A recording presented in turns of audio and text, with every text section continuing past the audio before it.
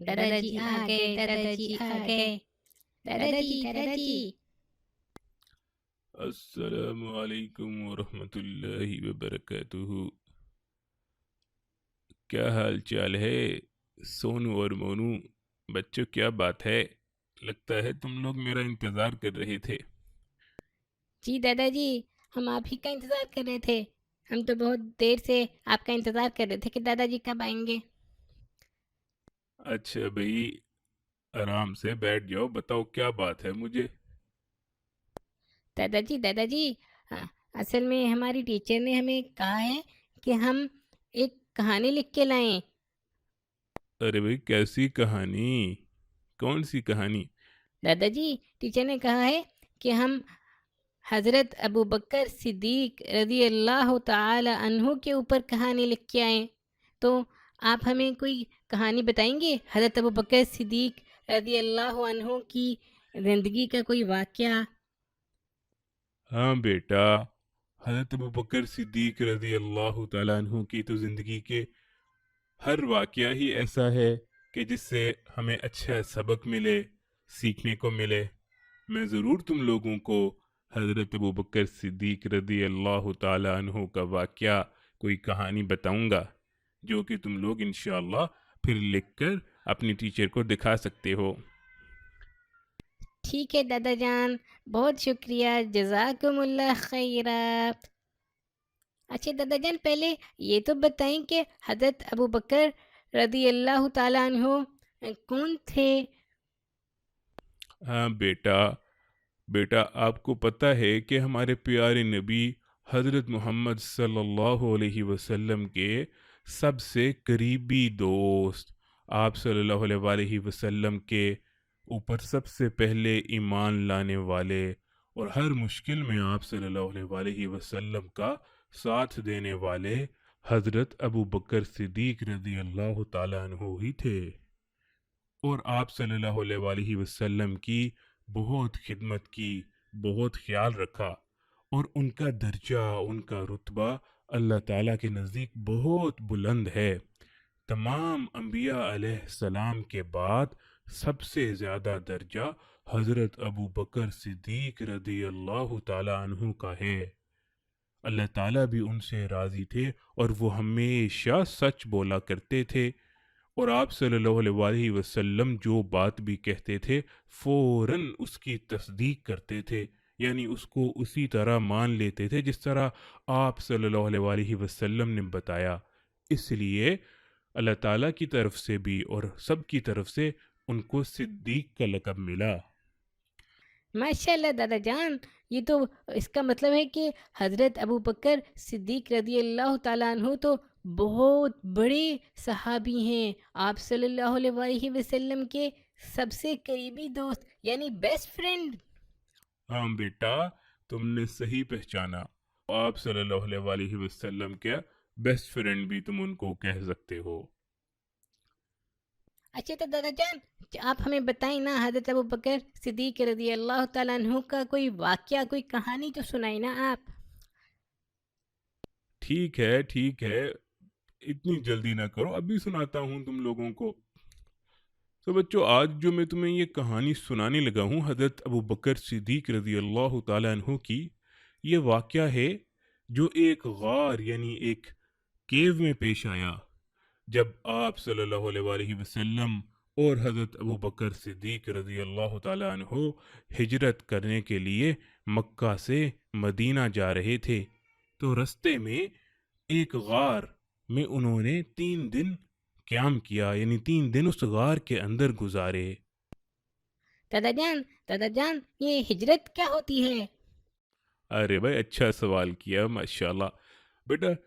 اصل میں جب اللہ کے حکم سے اللہ تعالیٰ کے لیے مسلمان ایک علاقہ چھوڑ کر، اپنا سارا گھر بار چھوڑ کر ایک دوسرے علاقے میں جاتے ہیں تاکہ وہاں پر اللہ تعالیٰ کی عبادت کر سکیں، اللہ تعالیٰ کی بتائے ہوئے احکام کے اوپر کام کر سکیں، اللہ تعالیٰ کا حکم مان سکیں، تو اس ایک جگہ سے دوسری جگہ جانا صرف اللہ کے لیے یہ ہجرت کہلاتا ہے۔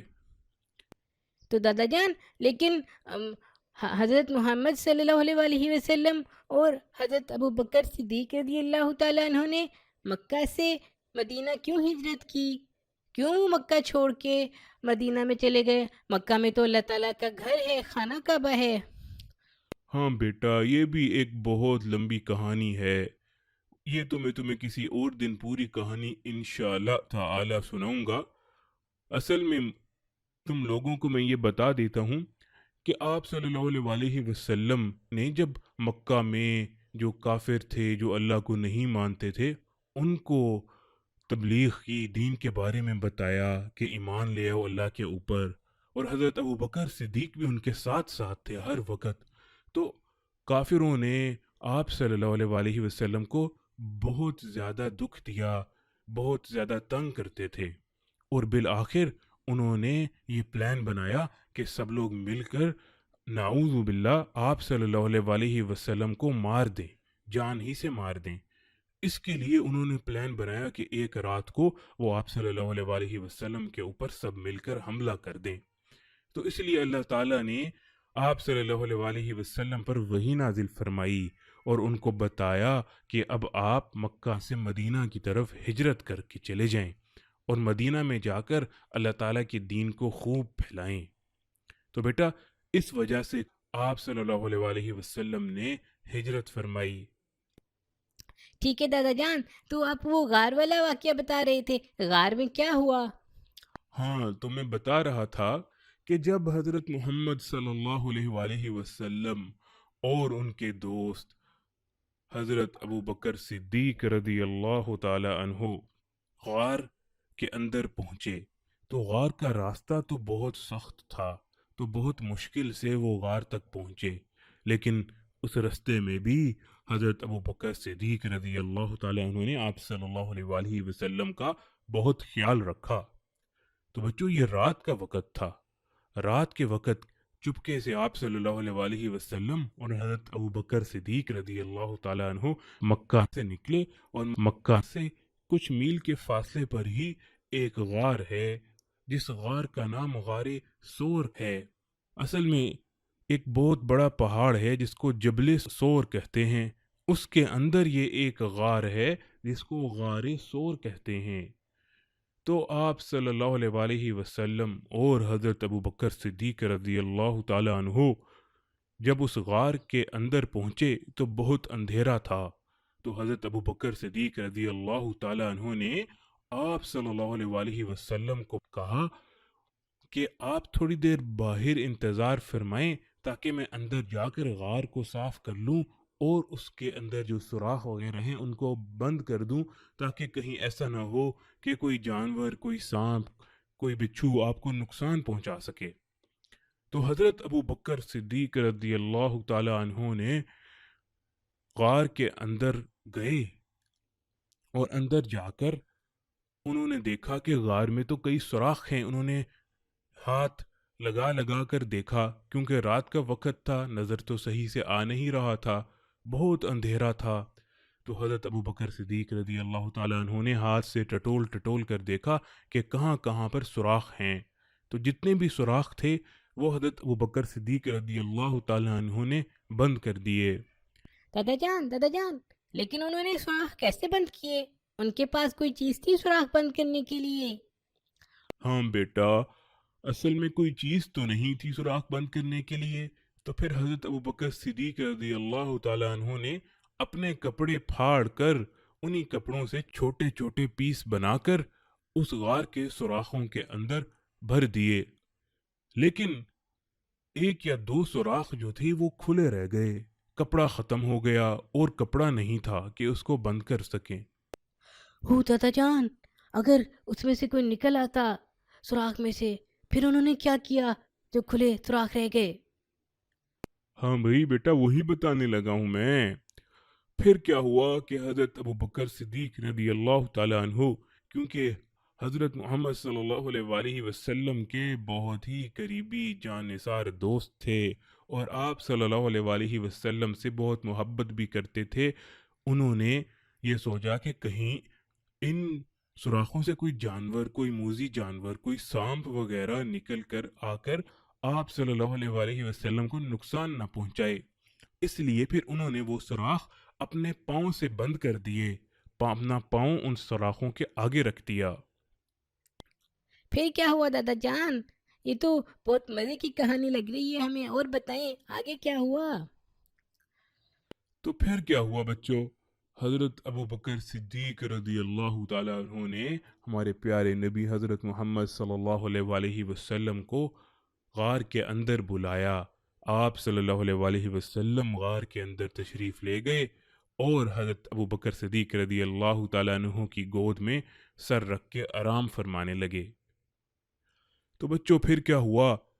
جن سوراخوں کے اوپر حضرت ابو بکر صدیق رضی اللہ تعالیٰ عنہ نے پاؤں رکھا ہوا تھا، اس سوراخ کے اندر ایک سانپ رہتا تھا۔ اوہ دادا جان، سانپ! اب کیا ہوگا دادا جان؟ ادھر تو سانپ ہے، اب کیا کریں گے؟ تو کیا ہوا کہ اس سانپ نے حضرت ابو بکر صدیق رضی اللہ تعالیٰ عنہ کے پاؤں کے اوپر ڈس لیا، بہت زور کا کاٹا۔ حضرت ابو بکر صدیق رضی اللہ تعالیٰ عنہ کو بہت تکلیف ہوئی، لیکن وہ بالکل نہ ہلے، کیونکہ انہوں نے سوچا کہ اگر میں ہلوں گا تو میرے پیارے دوست اللہ کے پیارے نبی حضرت محمد صلی اللہ علیہ وسلم جو آرام فرما رہے ہیں، کہیں ان کا آرام خراب نہ ہو جائے، کہیں وہ اٹھ نہ جائیں۔ اس لیے انہوں نے اس تکلیف کو برداشت کیا اور بالکل نہیں ہلے، لیکن ان کی آنکھوں سے آنسو نکلنے لگ گئے، اور وہ آنسو آپ صلی اللہ علیہ وسلم کے اوپر جب گرے تو آپ صلی اللہ علیہ وسلم کی آنکھ کھل گئی۔ آپ صلی اللہ علیہ وسلم نے حضرت ابو بکر سے پوچھا کہ کیا بات ہوئی، آپ کیوں رو رہے ہیں؟ حضرت ابو بکر صدیق رضی اللہ تعالیٰ عنہ نے بتایا، مجھے سانپ کاٹ گیا ہے، میں اس لیے رو رہا ہوں۔ دادا جان، سانپ کے اندر تو بہت زیادہ زہر ہوتا ہے، اب کیا ہوگا؟ سانپ سے تو کاٹنے سے تو لوگ مر بھی جاتے ہیں۔ پھر کیا ہوا دادا جان؟ حضرت ابو بکر صدیق رضی اللہ تعالیٰ عنہ کیسے ٹھیک ہوئے؟ سانپ تو بہت زور کا کاٹتا ہے۔ ہاں بچوں، جب حضرت ابو بکر صدیق رضی اللہ تعالیٰ عنہ نے آپ صلی اللہ علیہ وسلم کو یہ بتایا تو آپ صلی اللہ علیہ وسلم نے اپنا لعاب مبارک یعنی اپنا تھوک مبارک حضرت ابو بکر صدیق رضی اللہ تعالیٰ عنہ کے پاؤں پر لگایا، جس سے سانپ کا زہر بالکل ختم ہو گیا اور اللہ تعالیٰ نے تکلیف بھی بالکل دور فرما دی، اور حضرت ابو بکر رضی اللہ تعالیٰ عنہ بالکل ٹھیک ہو گئے۔ ماشاءاللہ دادا جان، یہ کیسے ہو گیا؟ بیٹا، آپ صلی اللہ علیہ وسلم اللہ کے نبی تھے، اور آپ صلی اللہ علیہ وسلم کو اللہ تعالیٰ نے بہت سارے معجزات عطا فرمائے تھے، تو یہ بھی انہی میں سے ایک تھا کہ آپ صلی اللہ علیہ وسلم نے اپنا تھوک مبارک، اپنا لعاب دہن آپ حضرت ابو بکر صدیق رضی اللہ تعالیٰ عنہ کے پاؤں پر لگایا تو وہ بالکل ٹھیک ہو گئے۔ اس کے بعد بچوں 3 دن تک وہ لوگ یعنی آپ صلی اللہ علیہ وسلم اور حضرت ابو بکر صدیق رضی اللہ تعالیٰ عنہ اس ہی غار میں رہے۔ دادا جان، غار میں تو اتنا اندھیرا ہوتا تھا تو ان کو ڈر نہیں لگا؟ اس میں تو بہت ڈر لگتا ہوگا، غار میں وہ اکیلے کس طرح وہاں پہ رہ رہے تھے؟ بیٹا، اندھیرا تو وہاں پر تھا، لیکن اللہ تعالیٰ جو ان کے ساتھ تھے، اور جس کے ساتھ اللہ تعالیٰ ہو اس کو تو ڈرنے کی بالکل بھی ضرورت نہیں ہے۔ جی دادا جان، آپ نے بالکل ٹھیک کہا۔ انشاءاللہ ہم بھی نہیں ڈرا کریں گے، اللہ ہمارے ساتھ بھی انشاءاللہ اللہ تعالیٰ مدد فرمائیں گے، ہم بھی نہیں ڈرا کریں گے۔ ماشاءاللہ ماشاءاللہ، بالکل ٹھیک ہے۔ تو پھر آپ صلی اللہ علیہ وسلم اور حضرت ابو بکر صدیق رضی اللہ تعالیٰ عنہ 3 دن کے بعد اس غار سے نکلے اور ہجرت کر کے مدینہ کی طرف تشریف لے گئے۔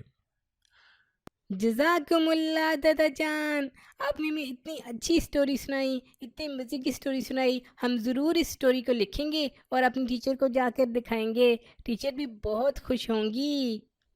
یہ بہت اچھی لگی ہمیں سٹوری، اور اب ہمیں پتہ لگا کہ حضرت ابوبکر صدیق رضی اللہ تعالیٰ عنہ کا کتنا بڑا درجہ ہے، وہ کتنے قریبی دوست تھے ہمارے پیارے نبی صلی اللہ علیہ وآلہ وسلم کے۔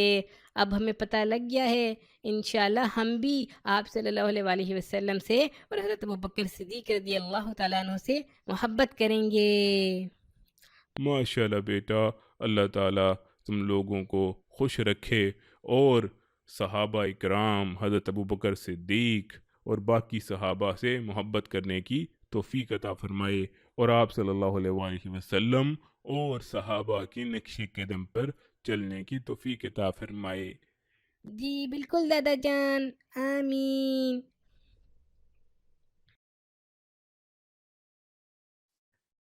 السلام علیکم ورحمۃ اللہ وبرکاتہ۔ تو پیارے بچوں، امید ہے آپ کو آج کی کہانی بہت پسند آئی ہوگی۔ اب ہم چلتے ہیں اپنے نیکسٹ سیگمنٹ کی طرف، جس کے اندر ہم آپ کو بتائیں گے کن بچوں نے ہمیں ہوم ورک بھیجے ہیں اور ان میں سے کن کن بچوں کی پوزیشنز آئی ہیں۔ تو رحمت والے باغ میں ہمارے پاس آج سب سے اوپر پہلے نمبر پر 2 بچے ہیں۔ سب سے پہلے ہیں ہمارے پاس عاتقہ محمود، جن کی عمر 6 سال ہے، اور اس کے ساتھ ہے ہمارے پاس محمد بن شہزاد، جن کی عمر 5 سال ہے۔ ماشاءاللہ یہ دونوں بچے بہت اچھا پرفارم کر رہے ہیں۔ ان کی عمر کافی کم ہے، لیکن یہ ماشاءاللہ کافی نمازیں بھی پڑھ رہے ہیں۔ اللہ تعالیٰ آپ کو مزید توفیق عطا فرمائے اور اسی طرح اور زیادہ اچھا پرفارم کرنے کی توفیق عطا فرمائے۔ پہلے یہ 2 بچے اتنا زیادہ اچھا پرفارم نہیں کر رہے تھے، لیکن ماشاءاللہ اللہ کے کرم سے اب یہ آہستہ آہستہ بہت آگے نکلتے جا رہے ہیں۔ اللہ تعالیٰ آپ کو مزید توفیق عطا فرمائے۔ آپ دونوں کو بہت بہت مبارک ہو۔ اس کے بعد سیکنڈ نمبر پر ہمارے پاس ہیں حسین اختر۔ حسین اختر بھی ماشاءاللہ بہت اچھا پرفارم کر رہے ہیں۔ ابھی ساری نمازیں نہیں پڑھتے، لیکن انشاءاللہ آہستہ آہستہ نمازیں بھی شروع کر دیں گے، دعائیں بھی ماشاءاللہ ریگولرلی پڑھتے ہیں۔ اس بار حسین اختر سیکنڈ آئے ہیں، بہت اچھا پرفارم کر رہے ہیں۔ آپ اس سے بھی زیادہ اور اچھا پرفارم کر کے انشاءاللہ فرسٹ بھی آ سکتے ہیں، تو آپ نے بھی کوشش کرنا ہے کہ آپ بھی فرسٹ آئیں۔ اللہ تعالیٰ آپ کو بھی مزید توفیق عطا فرمائے، آپ کو بھی بہت بہت مبارک ہو۔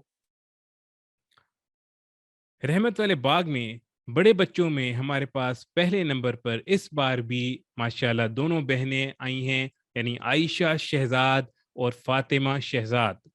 ماشاءاللہ دونوں نے بہت اچھا پرفارم کیا ہے، اور بہت قریب کا بہت سخت مقابلہ ہوتا ہے عائشہ شہزاد اور فاطمہ شہزاد کا۔ اس بار ان میں سے ایک کی ایک نماز مس ہو گئی، لیکن باقی نمازیں ماشاءاللہ پوری رہیں۔ کسی ایک نے تھوڑا سا درود شریف کم پڑھا، لیکن ماشاءاللہ دونوں بہت اچھا پرفارم کر رہی ہیں، تو اس لیے دونوں ماشاءاللہ فرسٹ آئی ہیں۔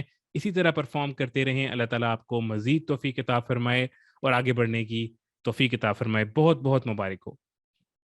سیکنڈ نمبر پر ہمارے پاس آئی ہیں عائشہ محمود، جن کی عمر 9 سال ہے۔ ماشاءاللہ عائشہ نے بھی ہمیں اپنا ہوم ورک بھیجا، اور عائشہ بھی ماشاءاللہ نمازیں باقاعدگی کے ساتھ پڑھنا شروع ہو رہی ہیں۔ کچھ نمازوں میں کوتاہی ہوتی ہے، کمی ہوتی ہے، لیکن انشاءاللہ اس کو بھی امپروو کر لیں گی، اور اس کے علاوہ دعائیں بھی پڑھ رہی ہیں ماشاءاللہ، اور صورتیں بھی یاد کر کے ہمیں سناتی ہیں۔ اللہ تعالیٰ آپ کو مزید توفیق عطا فرمائے۔ عائشہ محمود آپ کو بھی بہت بہت مبارک ہو۔ اب ہم چلتے ہیں اپنے نیکسٹ سیگمنٹ کی طرف، جس کے اندر آج ہم آپ کو سورہ ناس کے بارے میں بتائیں گے۔ تو بچوں، پچھلی بار ہم نے آپ کو سورہ الفلق اور اس سے متعلق واقعات بتائے تھے۔ آج ہم سورہ ناس بتائیں گے، اور اس کی کہانی بھی جو کہ سورہ فلق کے ساتھ ہی ملی ہوئی ہے، ایک بار پھر آپ کو تھوڑی مزید تفصیل کے ساتھ بتائیں گے، اور اس کے بعد آپ کو سورہ الناس پڑھ کے سنائیں گے۔ آپ کا یہ ہوم ورک بھی ہے کہ اس بار آپ نے سورہ ناس یاد کرنی ہے اور ہمیں سنانی ہے۔ اس کا ترجمہ آپ نے اگلی بار یاد کرنا ہوگا۔ تو بچوں، یہ 2 صورتیں سورہ الفلق اور سورہ الناس جو قرآن پاک کی آخری 2 صورتیں ہیں، یہ تب نازل ہوئیں جب کہ نبی کریم صلی اللہ علیہ وآلہ وسلم پر ایک یہودی نے جادو کروا دیا تھا۔ اس جادو کا اثر آپ صلی اللہ علیہ وآلہ وسلم کے اوپر یہ ہوتا تھا کہ آپ صلی اللہ علیہ وآلہ وسلم نے بعض دفعہ کوئی کام کر لیا ہوتا تھا، لیکن آپ صلی اللہ علیہ وآلہ وسلم سمجھتے تھے کہ یہ کام شاید میں نے بھی نہیں کیا۔ اس جادو کی وجہ سے یہ اثر ہوتا تھا، اور آپ صلی اللہ علیہ وآلہ وسلم پر ایک بوجھ سا ہوتا تھا۔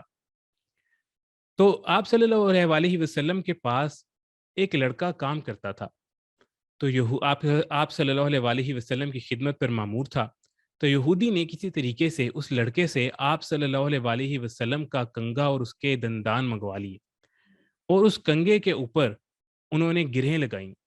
روایات میں آتا ہے کہ انہوں نے 11 گرہیں لگائیں۔ گرہ لگانے کے بعد کھجور کی کھال میں لپیٹ کر ایک کنویں کے اندر ایک پتھر کے نیچے اس کو دبا دیا، اور اس کے اوپر جادو کر کے پتھر کے نیچے دبا کے اس پہ رکھ لیا، جس کی وجہ سے آپ صلی اللہ علیہ وسلم پر جادو کا اثر رہنے لگا۔ اور بعض روایات میں آتا ہے کہ آپ صلی اللہ علیہ وسلم کے اوپر 6 مہینے تک، یعنی 6 منتھس تک اس جادو کا اثر رہا۔ پھر ایک مرتبہ آپ صلی اللہ علیہ وسلم سو رہے تھے کہ خواب میں 2 فرشتے آپ صلی اللہ علیہ وسلم کے پاس آئے، اور آپ صلی اللہ علیہ ایک ان میں سے آپ صلی اللہ علیہ وسلم کے سرہانے یعنی سر کی طرف کھڑا ہو گیا، اور ایک آپ صلی اللہ علیہ وسلم کی پاؤں کی طرف کھڑا ہو گیا، اور ایک فرشتے نے دوسرے سے پوچھا کہ ان کو کیا ہوا ہے؟ دوسرے فرشتے نے بتایا کہ ان کے اوپر جادو ہوا ہے۔ پھر انہوں نے پوچھا کہ جادو کس چیز پہ کیا گیا ہے؟ تو بتایا کہ جادو ایک کنگے کے اوپر کیا گیا ہے۔ پوچھا کہ وہ کہاں پر ہے؟ تو دوسرے فرشتے نے بتایا کہ وہ ایک کنویں کے اندر دبا دیا گیا ہے۔ اور آپ صلی اللہ علیہ وسلم کو انہوں نے یہ بھی بتایا کہ یہ جادو کس نے کیا ہے، جو کہ ایک یہودی نے کروایا تھا۔ اس کے بعد جب آپ صلی اللہ علیہ وسلم کی آنکھ کھلی تو آپ صلی اللہ علیہ وسلم اس کنویں کے اوپر تشریف لے کر گئے، اور اس کنویں کے اندر سے آپ صلی اللہ علیہ وسلم نے وہ کنگا نکالا، اور جب وہ کنواں دیکھا تو آپ صلی اللہ علیہ وسلم نے بتایا کہ یہ وہی کنواں ہے جو کہ خواب کے اندر مجھے دکھایا گیا تھا۔ اور پھر اس کنویں کے اندر سے وہ کنگا نکالا گیا۔ کنگے کے اوپر 11 گریں لگی ہوئی تھیں، اور اس کے اندر سوئیاں لگی ہوئی تھیں۔ تو آپ صلی اللہ علیہ وسلم سورہ فلق اور سورہ ناس کی آیات، جو کہ 11 آیات بنتی ہیں، ہر آیت پڑھتے رہتے تھے اور ایک ایک گرہ کھولتے رہتے تھے۔ جیسے ہی وہ پوری کی پوری گرہیں کھل گئیں تو ایک دم آپ صلی اللہ علیہ وسلم کے اوپر سے وہ سارا جادو کا بوجھ ہٹ گیا، اور آپ صلی اللہ علیہ وسلم کا بوجھ ختم ہو گیا۔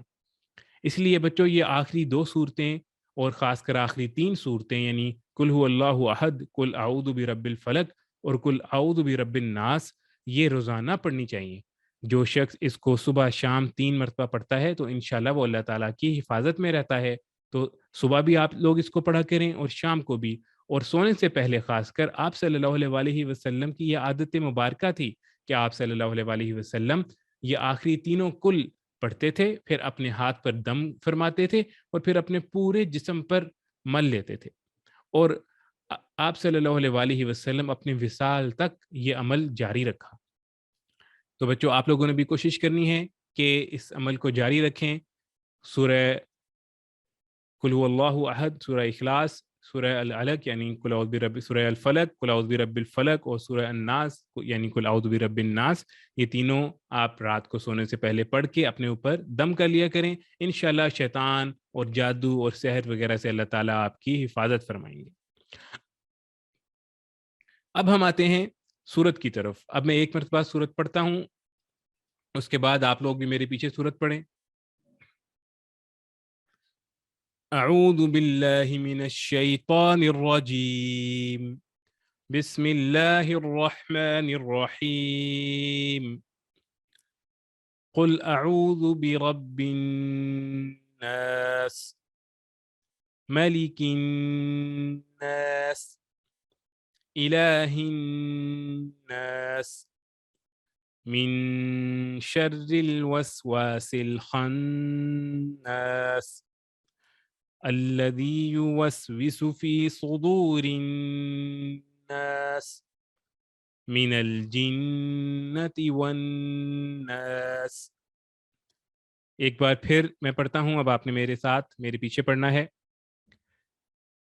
اعوذ باللہ من الشیطان الرجیم، بسم اللہ الرحمن الرحیم، قل اعوذ برب الناس، ملک الناس، الہ الناس، من شر الوسواس الخناس، الناس الذي يوسوس في صدور الناس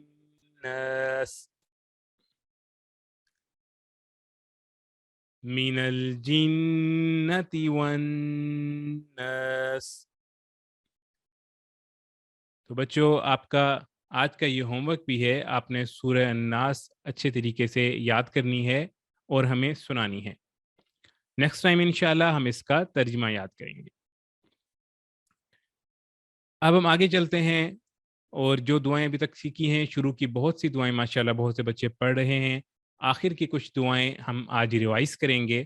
کوشش کرنی ہے کہ جن دعاؤں پہ آپ کا عمل نہیں ہے اس کے اوپر آپ لوگ عمل کریں. سب سے پہلے گھر میں داخل ہونے کی دعا، اللہم انی اسألک خیر المولج و خیر المخرج بسم اللہ ولجنا و بسم اللہ خرجنا وعلی اللہ ربنا توکلنا. بہت سے بچے ماشاءاللہ اس پہ عمل کر رہے ہیں. جو بچے عمل نہیں کر رہے ہیں، جن کو بھی یاد نہیں ہے، کوشش کریں کہ وہ بھی اس کو یاد کر لیں. اس کے بعد ہمارے پاس ہیں لباس کی سنتیں. تو آپ صلی اللہ علیہ وسلم کے بارے میں ہم نے آپ کو بتایا تھا کہ آپ صلی اللہ علیہ وسلم کو سفید رنگ کا کپڑا زیادہ پسند تھا، اور جب آپ صلی اللہ علیہ وسلم کوئی بھی کپڑا پہنتے تو پہلے دائیں سائڈ سے پہنتے اور پھر بائیں سائڈ سے پہنتے. اور اسی طرح آپ صلی اللہ علیہ وسلم اپنی شلوار، اپنا پجامہ، اپنی تہمند جو ہے وہ ٹخنوں سے اوپر رکھتے تھے. نیچے لٹکانے سے آپ صلی اللہ علیہ وسلم منع فرماتے تھے کیونکہ اس سے اللہ تعالیٰ ناراض ہوتے ہیں. اس کے بعد نیا کپڑا پہننے کی دعا، الحمدللہ الذی کسانی ھذا الثوب ورزقنیہ من غیر حول منی ولا قوہ. یعنی سب تعریفیں اللہ کے لیے ہیں جس نے یہ کپڑا مجھے پہنایا اور نصیب کیا بغیر میری کوشش اور قوت کے. اور اس کے بعد کپڑے اتارنے کی سنت، یعنی جب بھی آپ کپڑا اتاریں تو بائیں سائڈ سے، لیفٹ سائڈ سے پہلے اتاریں اور اس کے بعد رائٹ سائڈ سے اتاریں. اور اسی طرح اگر آپ نے جوتا بھی اتارنا ہو تو جو بھی چیز اتارنی ہو پہلے لیفٹ سائڈ سے اتاریں اور پھر رائٹ سائڈ سے اتاریں. تو بچوں کپڑے تو ہم نے روزانہ پہننے ہوتے ہیں، روزانہ اتارنے ہوتے ہیں. تو سنت کی نیت سے اگر آپ اس طریقے سے پہن لیں تو اس میں وقت بھی نہیں زیادہ لگے گا، کچھ مشکل بھی نہیں ہے، لیکن آپ کو اللہ تعالیٰ بہت زیادہ ثواب عطا فرمائیں گے اور سنت کا نور عطا فرمائیں گے. اللہ تعالیٰ آپ کی زندگی میں بھی اور آخرت میں بھی انشاءاللہ آسانیاں پیدا فرما دیں گے. تو کوشش کریں یہ بہت آسان جو سنتے ہیں ان کو اپنی عادت بنا لیں. اس کے بعد بچوں بستر پر جانے کی دعا، کچھ بچوں نے یہ دعا یاد کر لی ہے اور ہمیں سنائی بھی ہے ماشاءاللہ، لیکن کچھ بچوں کو ابھی تک یہ دعا یاد نہیں ہوئی. جن کو نہیں یاد ہوئی کوشش کریں کہ وہ یاد کر لیں. اس کو ایک بار پھر ریوائز کر لیتے ہیں کہ آپ صلی اللہ علیہ وسلم جب بھی آرام فرمانے کے لیے اپنے بستر پر تشریف لے جاتے تو یہ دعا پڑھتے، الحمدللہ الذی اطعمنا وسقانا وکفانا ووانا فکم ممن لا کافی لہ ولا مؤوی. ایک بار پھر پڑھتا ہوں، آپ سب نے میرے ساتھ میرے پیچھے پیچھے پڑھنا ہے. الحمدللہ الذی اطعمنا وسقانا وکفانا ووانا فکم ممن لا کافی لہ ولا مؤوی. اور اس کا ترجمہ ہے کہ شکر ہے اس اللہ کا جس نے ہمیں کھلایا پلایا، ہمارے لیے کافی ہوا اور ہمیں ٹھکانہ دیا. کتنے لوگ ایسے ہیں جن کے لیے نہ کوئی کافی ہے اور نہ کوئی ٹھکانہ ہے. تو بچوں یہاں پر ہمارا آج کا سیشن ختم ہوتا ہے جو چھوٹے بچوں سے تھا. اور اب میں ریکویسٹ کرتا ہوں عامر جواد صاحب سے کہ وہ آئیں اور نیکسٹ سیشن شروع کریں. اس کے بعد ہم ایک اور سٹوری بھی آپ کے لیے لائیں گے. تب تک کے لیے السلام علیکم ورحمۃ اللہ وبرکاتہ.